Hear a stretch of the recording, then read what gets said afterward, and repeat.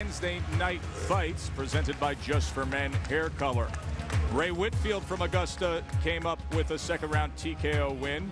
Now can Al Jackson from Augusta star in his pro debut? The super middleweight will be taking on Jesse Blount. Al Jackson, 32 years old, 5'8", 168.5. First time he stepped in the ring as a pro. Jesse Blount, 28 years old, 6 foot, 170.25. He is 3-1 with 2 knockouts. He's coming off a knockout win this past May 18th. George Chipp is the referee. They're scheduled for 4. Obey my commands at all times. Protect yourselves at all times. These are good, and these are good. Touch them up. Let's have a good one. Al Jackson is making his pro debut at a late age. 32 years old for Al Jackson. Jackson in the red, Blount in the black. Blount is 28 years old. And just like the last fight that we just did with Whitfield and Jimenez, where Whitfield had a terrific reach and height advantage, so does Blount. We'll see whether or not Blount uses that reach and height advantage as well as Whitfield did. Whether or not he gets full extension on his punches and makes the debuting Jackson pay a price to try to make real estate. Jackson comes straight ahead. You can see already Jackson, a free swinger. Little crude, physically strong up top. For the most part, looking to come in that front door. It's up to Blount to make him pay a price as he comes in wide. Jackson 4 inches shorter. I like the fact that Blount is staying outside the taller man. What I don't like is he's moving around too much on his toes.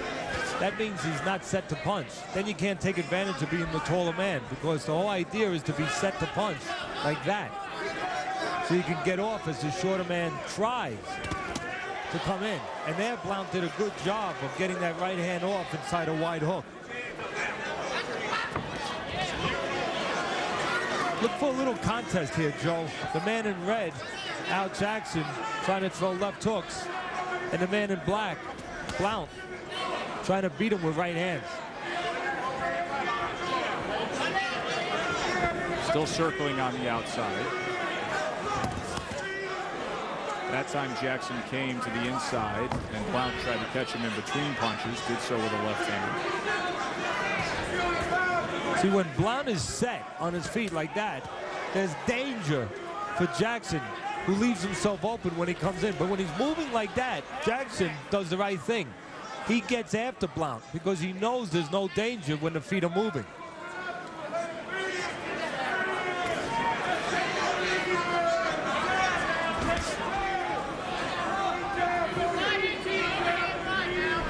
Every time those feet move, if I was in the corner of Jackson, I'd say, you better be moving forward. That's the green light, right? Yeah, you come forward. Comes forward that time, and Blount tried to fire off the right hand and time it as Jackson came forward. Jackson charges in again. Tries to chase him down, but off balance with a left hand.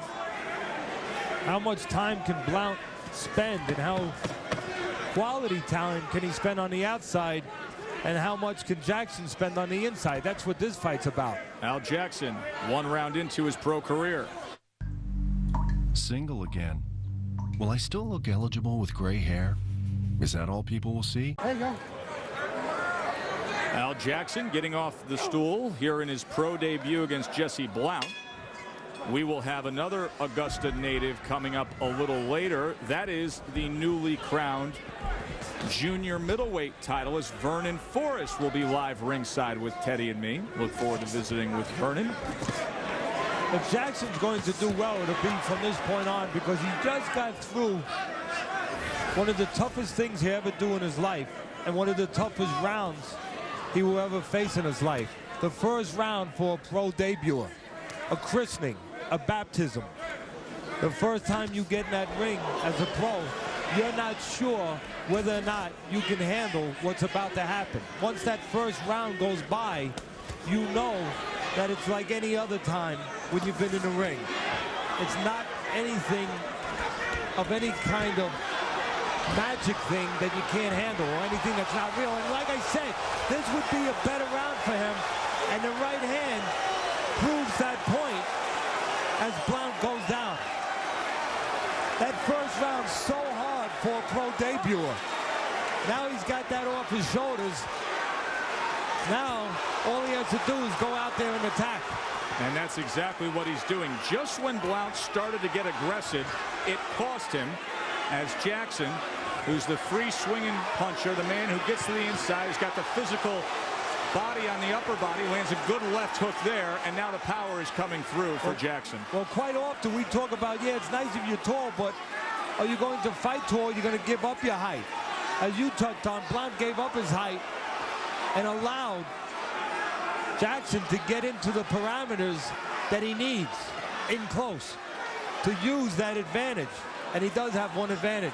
Just look up top at his upper body. He is physically stronger, but he can only use that when he's in those close confines with Blount.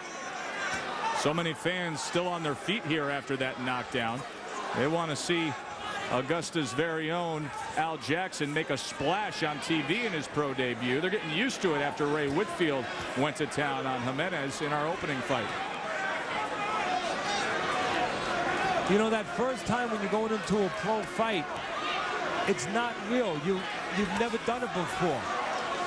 Once you've been past that first round, then it's tangible.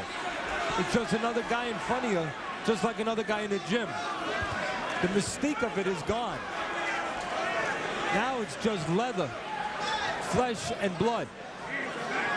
Jesse Blount in the black, a little more secure here as we come down these final 30 seconds of round number 2, utilizing the jab on the outside. He took it to the inside early on, and it cost him. Big second round for Al Jackson. Scored the knockdown against Blount. Take a look at the knockdown from the last round. First of all, this is good distance right here, but it's not good for the taller man Blount when he gets in here, and then all of a sudden he's going to get caught. Just watch. He gets in too close. He's in that punching zone of Jackson, and then when he's throwing the right hand, he gets beat to the mark by the shorter arm fighter. Blount inside with those long arms. It took him longer to wind up that right hand to get off than it did Jackson to throw the shorter punch. So Jackson beats him to the punch with the right hand in round number 2.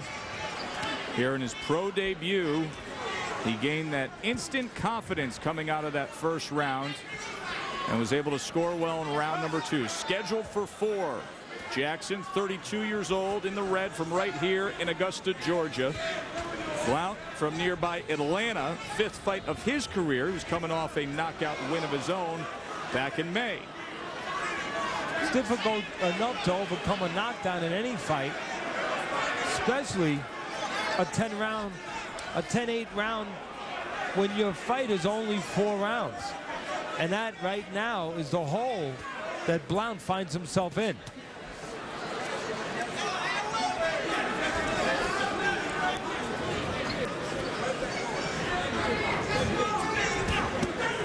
Combination by Blount. Not much on that underneath. You see Jackson slowing up after expending a lot of energy in the last round, scoring that knockdown.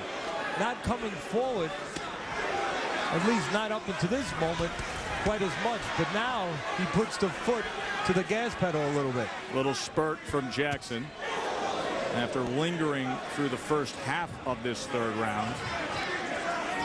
The opportunities again for Jackson only when he gets close. The opportunities for Blount on the outside, but he can only take advantage of those opportunities when his feet are set. When he's moving, he allows Blount to walk in. Left hand scores twice from Jesse Blount. I think Blount should be thinking about one thing, using that jab and a straight right hand in between those wide hooks of Jackson.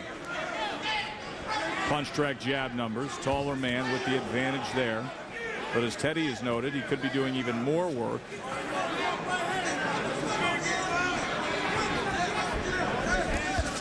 Back to the inside for Jackson, then gives up that real estate. And real estate, that's the key word. Blount should be making Jackson pay for every inch of canvas he tries to earn. Make him pay with punches.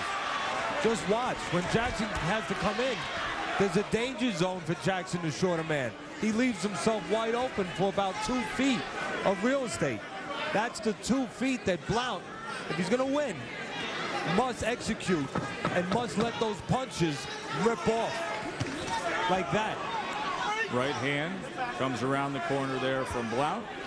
1 round to go between these the San Francisco Giants. Isn't that fitting on a night when history could be made? After we get done here in Augusta, we will be headed out to the West Coast to see if Barry Bonds can do it. Chasing Henry Aaron. That is coming up after Wednesday night fights. Chris Berman and Joe Morgan will have the call. We will see if Bonds makes history tonight. 4th and final round between Al Jackson and Jesse Blount. This last round is about 2 things. Whether or not Blount in the black trunks can get to Jackson on the outside with a good clean punch before Jackson gets to Blount with a good clean punch on the inside.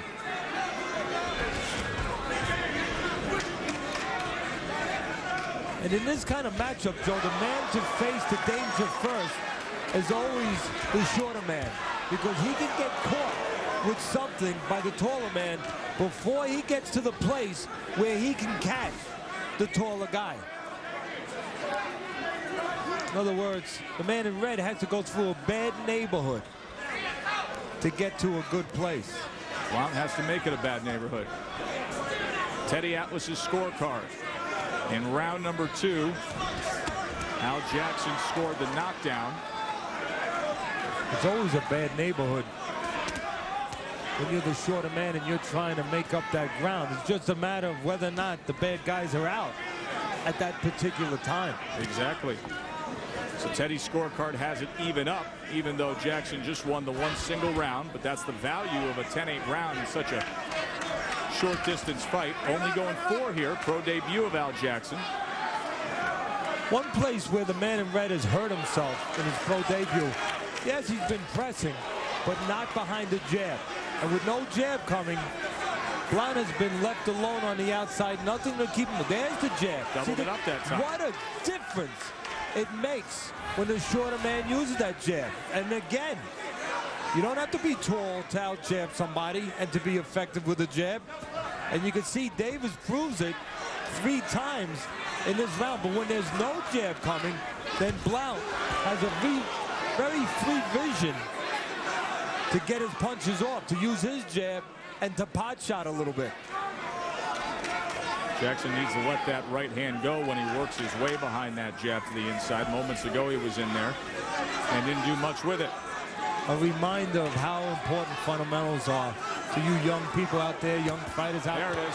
Here's a guy who's a shorter man. You probably figured that the best punches are the big right hands, the hooks. This round, the most effective punch for the shorter man probably been the jab. Especially in this final minute.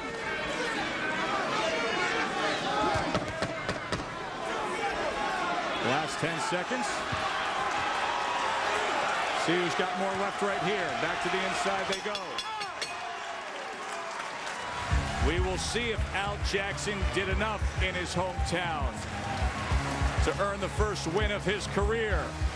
Stay with us. We will hear from the judges when we come back to Wednesday Night Fights. Wrap up the action between Al Jackson and Jesse Blount. The total punches, Blount with an 83-59 advantage. A lot of that work being done with the jab. He threw 142 of them. Teddy Atlas's scorecard. In round 2, the knockdown was scored. 4th round was hard to judge because Blount looked good early in that round. Jackson looked good late in that round. So Teddy has it a draw. Let's hear what the judges here in Augusta have to say. Here's ring announcer J.D. Lyons. Now they're still tallying things up. As we wait to see if Al Jackson from right here in Augusta has won his pro debut. Still to come tonight, our main event will be Leon Bobo and Antonio Davis. That is coming up in moments. Antonio Davis, the 35-year-old veteran, fought for a world title just 8 months ago. He has been solid on our air before, and he says he's going to defeat the unbeaten Leon Bobo tonight. J.D. Lyons is ready, so let's not waste any more time. J.D. Ladies and gentlemen, after 4 rounds of action, first let's have a round of applause for these fighters. That's good stuff.